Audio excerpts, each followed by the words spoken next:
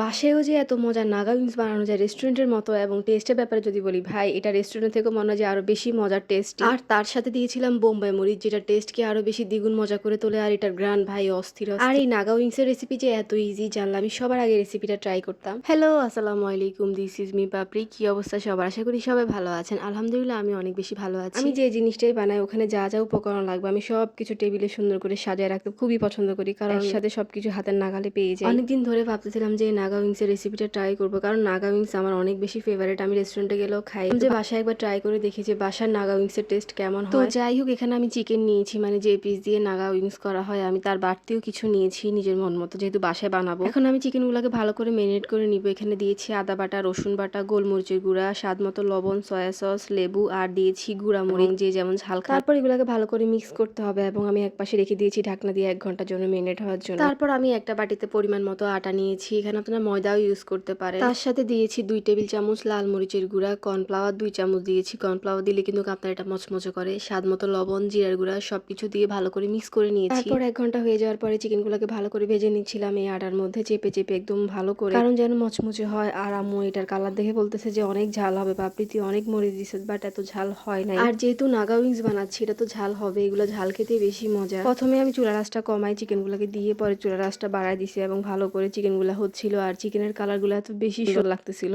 আর আমি হালকা পোড়া পোড়া করছি, কারণ আমার পোড়া খেতে অনেক বেশি ভালো লাগে। আর এই চিকেনগুলো এত মচমচে হয়েছে যে হুদাই খেতে অনেক বেশি ভালো লাগতেছিল। চিকেনগুলো তো ভাজা শেষ, তারপর আমি একটা পাইপ্যানে পরিমাণ মতো সয়াবিন তেল, রসুন কুচি, tomato sauce, soya sauce, chilli sauce দিয়ে ভালো করে কিছুক্ষণ লাড়তেছিলাম। তারপর একটা বাটিতে পরিমাণ মতো কিছুটা পানি নিয়ে 2 টেবিল চামচ কর্নফ্লাওয়ার ভালো করে গুলে ঢেলে দিচ্ছিলাম আর ভালো করে লাড়তেছিলাম, সবকিছু যেন একসাথে মিক্স হয় ভালো মতো। তারপর এখানে আমি 3-4টার মতো শুকনো মরিচ দিয়েছি যেন একটু ঝাল হয় আর একটু ফ্লেভার হয়, আর 1 চামচের মতো চিনি দিয়েছি, দিয়ে ভালো করে লাড়তেছিলাম। তারপর যখনই দেখবেন যে এমন ভাবে বুটবুট করছে, মানে উতরাচ্ছে, তারপর সুন্দর মতো চিকেনগুলো সবগুলো দিয়ে একদম ভালো করে লাড়বেন। কিছুক্ষণ ঢাকনা দিয়ে চুলার উপর রেখে দিয়েছিলাম, চুলার আঁচ একদমই কমিয়ে, যেন চিকেনের ভেতরে মশলাগুলো ভালো মতো ঢুকে আর যেন মাখা মাখা হয়। এই তো আমার নাগা উইংস একদম রেডি, দেখতে যেমন লোভনীয়, খেতেও বিশ্বাস করবেন এত মজা হয়েছে। আমরা সবাই চেটেপুটে খাইছি আর আমি একটু সুন্দর করে পরিবেশন করতেছিলাম উপরে সাদা তিল দিয়ে। আপনারা অবশ্যই একটা কমেন্ট করে জানাবেন যে আজকের এই মজার সুন্দর রেসিপিটা আপনাদের থেকে কেমন লেগেছে, আর আপনারা কারা কারা বাসায় ট্রাই করছেন। আর যারা ট্রাই করেন তারা অবশ্যই ট্রাই করবেন, কারণ এটা অনেক বেশি মজা। এখন দেখে তো আমার আবার খাইতে ইচ্ছা করতেছে। তো যাই হোক, আজকের ভিডিও এই পর্যন্ত। কেমন লেগেছে আপনারা অবশ্যই একটা কমেন্ট করে জানাবেন। আর যারা এখনো আমার পেজটি ফলো না দিয়ে ভিডিও দেখতেছেন, প্লিজ একটা ফলো দিয়ে আমার পাশে থাকবেন। সবাই ভালো থাকবেন, সুস্থ থাকবেন। সবাইকে আল্লাহ হাফেজ, আসসালামু আলাইকুম।